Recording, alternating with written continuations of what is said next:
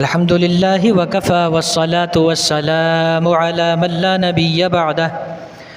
أما بعد فقد قال الله عز وجل في القرآن المجيد والفرقان الحميد: وأتموا الحج والعمرة لله.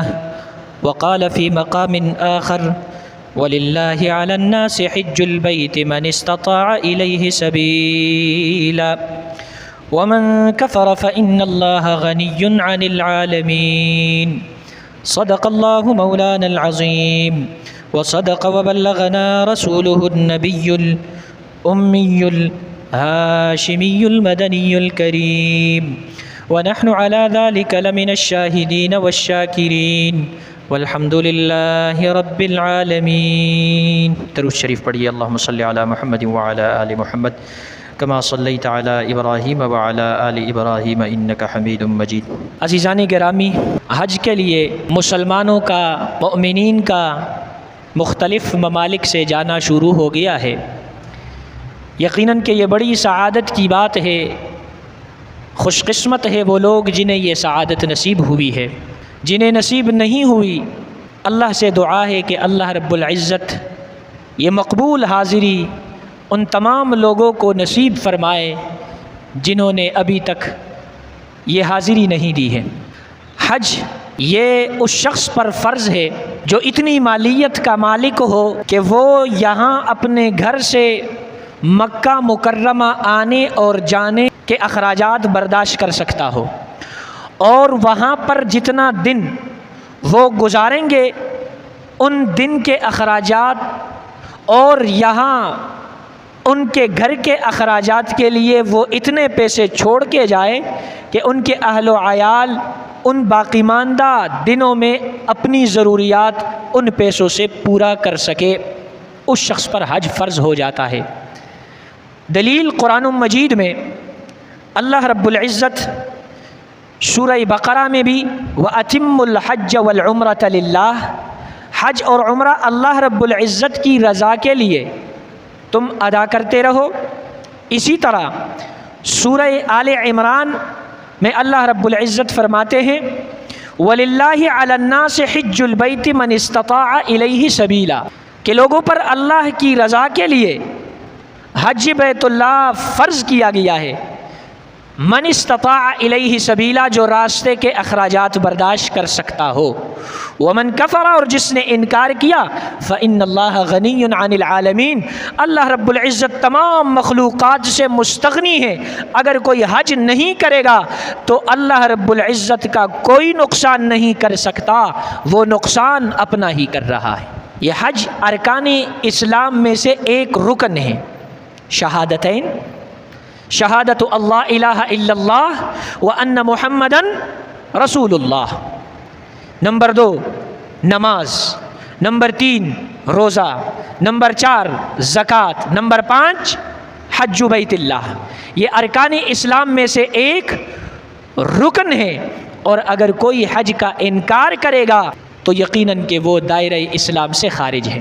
آج کل لوگوں میں ایک بات بڑی مشہور ہے، اور وہ کہتے ہیں کہ ملک میں اتنی غربت ہے، اتنا افلاس ہے، اتنا فقر ہے، تو کیوں ہم اتنے پیسے خرچ کر کے بیت اللہ جائیں، وہی پیسے ہم یہاں غریب مسکین اور فقیر کو دے دیں. بات کرتے ہوئے تو ذہنوں میں یہ بات اچھی لگتی ہے، لیکن ان کی خدمت میں بہت عاجزانہ گزارش ہے کہ آپ یہ کہتے ہیں ایک عبادت کے متعلق کہ اس عبادت پر جو ارکان اسلام میں سے ایک رکن ہے کہ اس پر اتنے پیسے خرچ ہوتے ہیں. گزارش یہ ہے کہ اپنے ارد گرد ماحول میں دیکھیں کہ آپ اپنے ارد گرد ماحول میں بسنے والوں سے یہ گزارش کیوں نہیں کرتے کہ وہ کروڑوں کی گاڑی میں گھومتا ہے، وہ لاکھوں کی گاڑی میں گھومے اور کروڑوں کے پیسے بچا کر غریبوں میں تقسیم کر دیں. گھروں میں کروڑوں کا سونا رکھا ہوا ہے، چاندی رکھی ہوئی ہے، بینکوں میں پیسے رکھے ہوئے ہیں، کروڑوں اور کروڑوں کی مالیت کے پلاٹیں ہیں. آپ ان سے یہ نہیں کہتے یہ بیچ کر غریب کی مدد کر دو، یتیموں کا سہارا بن جاؤ، بیواؤں پر خرچ کرنے لگ جاؤ. یہ مطالبہ کیوں نہیں کرتے؟ صرف یہ مطالبہ کہ حج پر اتنے پیسے خرچ ہو رہے ہیں، یہ نہیں کرنا چاہیے. یہ محض اور صرف محض دین دشمنی ہے اور کچھ نہیں۔ لہذا حج جس پر فرض ہو گیا وہ اس پر فرض ہے اور جانا ضروری ہے، نہیں جائے گا تو اللہ رب العزت کے بارگاہ میں اس سے اس کا سوال ہوگا۔ اور پھر حج اس طرح فرض ہے جس طرح نماز فرض ہے، جس طرح روزہ فرض ہے، جس طرح زکوٰۃ فرض ہے، جس طرح وہ ارکان اسلام ہے اس کی اہمیت زیادہ ہے، اسی طرح یہ بھی من استطاع الیہ سبیلا، جو اس کی استطاعت رکھتا ہو۔ حج کب فرض ہوا اس کے بارے میں 3 قسم کی روایات ہے، یا تو یہ کہ ہجرت کے 5ویں سال، یا ہجرت کے 6 سال، یا ہجرت کے 9ویں سال اللہ رب العزت نے مسلمانوں پر یہ حج بیت اللہ فرض کیا۔ ہجرت سے پہلے رسول اللہ صلی اللہ علیہ وآلہ وسلم نے کئی حج ادا کیے، لیکن ہجرت کے بعد اللہ رب العزت کے محبوب پیغمبر نے اپنی آخری زندگی میں موت سے 3 مہینے پہلے ایک مرتبہ حج ادا کیا۔ تو ہجرت کے بعد آقا نے ایک حج ادا کیا، اپنی موت سے 3 مہینے پہلے ادا کیا، جسے میں اور آپ حجۃ الوداع کے نام سے جانتے ہیں، اور جس میں اللہ نے یہ آیت نازل کر دی، الیوم اکملت لکم دینکم واتممت علیکم نعمتی ورضیت لکم الاسلام دینا۔ آج کے اس دن میں نے آپ کے دین کو، آپ کی شریعت کو، آپ کے اسلام کو مکمل کر دیا ہے اور تمہارے لیے دین اسلام رکھ دیا، اور تمہارے لیے ورضیت لکم الاسلام دینا، تمہارا دین کون سا ہے؟ اسلام ہے۔ بہت سارے لوگ کہتے ہیں کہ ہم کون ہیں؟ میں کہتا ہوں ہم نہ بریلوی ہے، ہم نہ دیوبندی ہے، ہم نہ اہل حدیث ہے، ہم نہ غیر مقلدین ہیں، ہم کیا ہے؟ ہمارا نام اللہ نے قرآن میں کیا رکھا؟ ذرا تیز بولے، مسلمان رکھا۔ اللہ فرما رہے ہیں، آخری آیت میں فرما رہے ہیں وَرَضِيتُ لَكُمُ الْإِسْلَامَ دِينًا، میں نے تمہارے لیے جو دین منتخب کیا وہ اسلام ہے۔ جب تم نے دائرہ اسلام کو قبول کر لیا گویا تم مسلمان ہو گئے۔ اور ایک اور جگہ پر ارشاد فرمایا وَسَمَّاكُمُ الْمُسْلِمِينَ، تمہارا نام رب نے مسلمان رکھ دیا ہے۔ ہمارا سب سے پہلا تعارف کیا ہے؟ مسلمان ہونا ہے۔ ہمارا سب سے پہلا تعارف کیا ہے؟ مسلمان ہونا ہے۔ اور میں کہتا ہوں پاکستان کی بنیاد میں یہ بات ہے، ہم جب کہتے ہیں ہم پاکستانی ہیں تو اس پاکستانی ہونے میں بھی یہ نام پنہا ہے کہ ہم مسلمان ہیں، کیونکہ پاکستان کی بنیاد لا الہ الا اللہ محمد الرسول اللہ ہے۔ پاکستان کی بنیاد لا الہ الا اللہ محمد الرسول اللہ ہے۔ اسلام میں داخل ہونے کے لیے بھی بنیادی کلمہ لا الہ الا اللہ محمد الرسول اللہ ہے۔ لہٰذا ہم بحیثیت قوم بھی مسلمان ہیں، ہم بحیثیت امت بھی مسلمان ہیں۔ خیر، لہٰذا حج ارکان اسلام میں سے ایک رکن ہے، اور اس کی اہمیت کیا ہے؟ ایک مرتبہ رسول اللہ صلی اللہ علیہ وسلم سے ایک صحابی نے پوچھا، آقا ذرا یہ بتائیے کہ سب سے بہترین عمل کون سا ہے؟ آقا نے فرمایا الایمان باللہ والایمان برسولہ، سب سے بہترین عمل اللہ پر ایمان لانا، رسول اللہ پر ایمان لانا ہے۔ پھر پوچھا آقا اس کے بعد بہترین عمل کون سا ہے؟ دل تھام لیجئے، کانوں کو کھول لیجئے، فرمایا الجہاد فی سبیل اللہ، اللہ کے راستے میں تلوار اٹھا کر کفار کے خلاف اپنی جان ہتھیلی پر رکھ کر میدان میں اترنا، اعلاء کلمت اللہ کے لیے لڑنا، یہ دوسرے نمبر پر بہترین عمل ہے۔ پھر پوچھا آقا تیسرے نمبر پر بہترین عمل کون سا ہے؟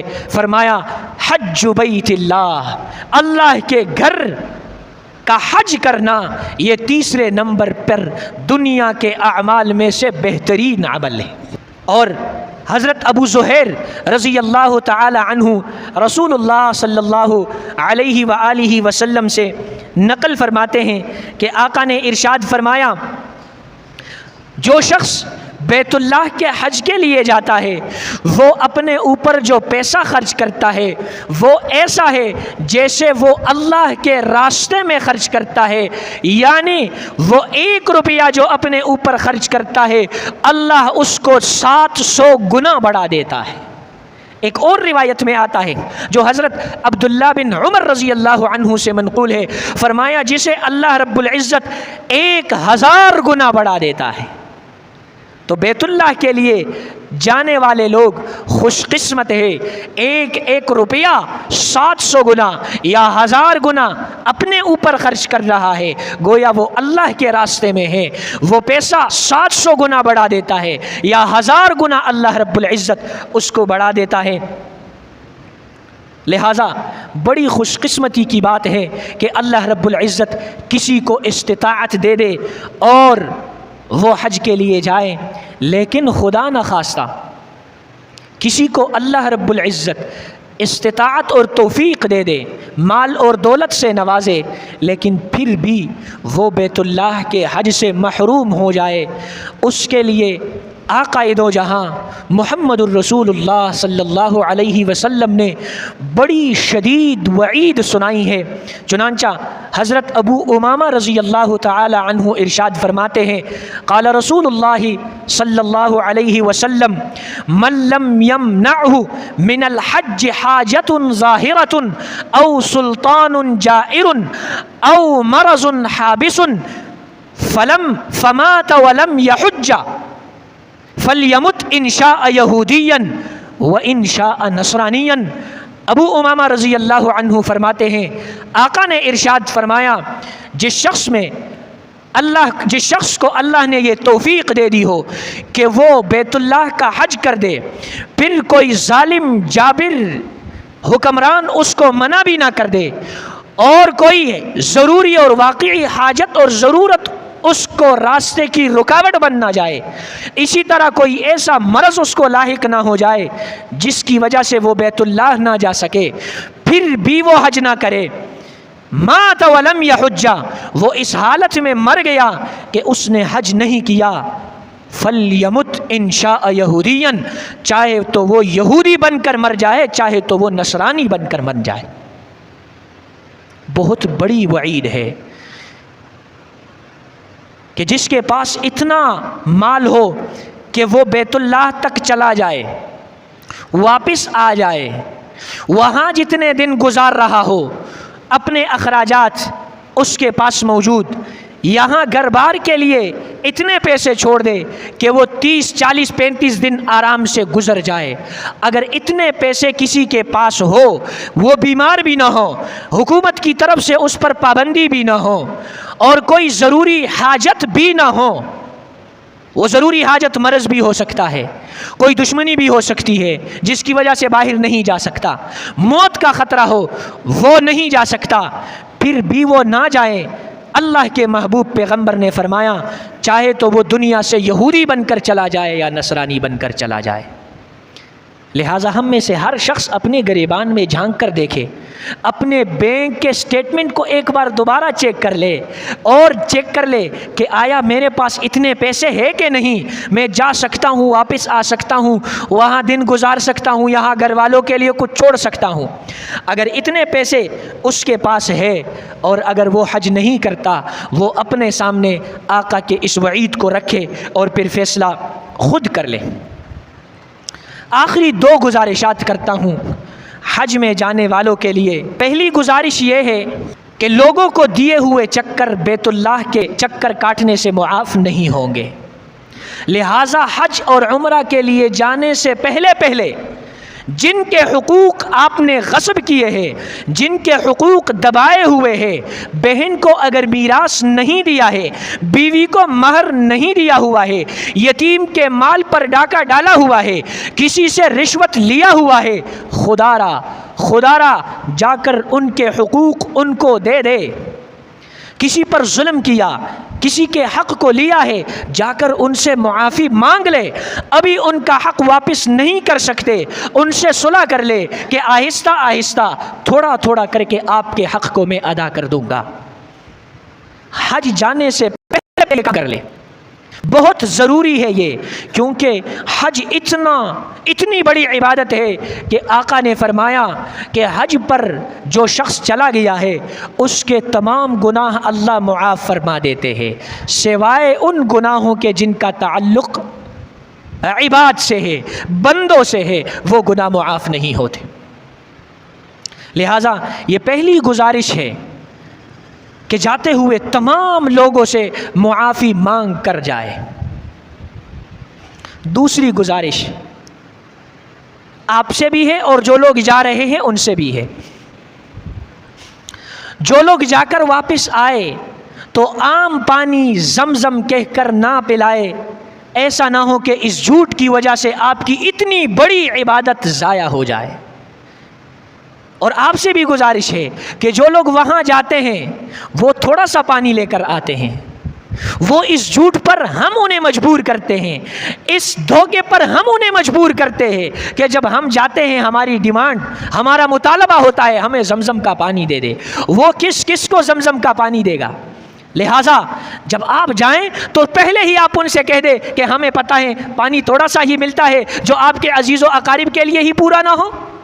لہٰذا آپ کی ذمہ داری یہ ہے کہ آپ انہیں فورس نہ کریں، ان سے مطالبہ نہ کریں۔ جو لوگ جا رہے ہیں جن تک پہنچا سکتے ہیں خالص زمزم کا پانی پہنچائے، ختم تو پھر ختم۔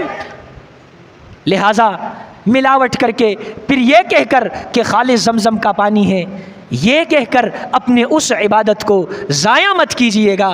لوگوں کو خوش کرنے کے لیے رب کو ناراض مت کیجیے گا، لوگوں کو راضی کرنے کے لیے رب کو ناراض مت کیجیے گا۔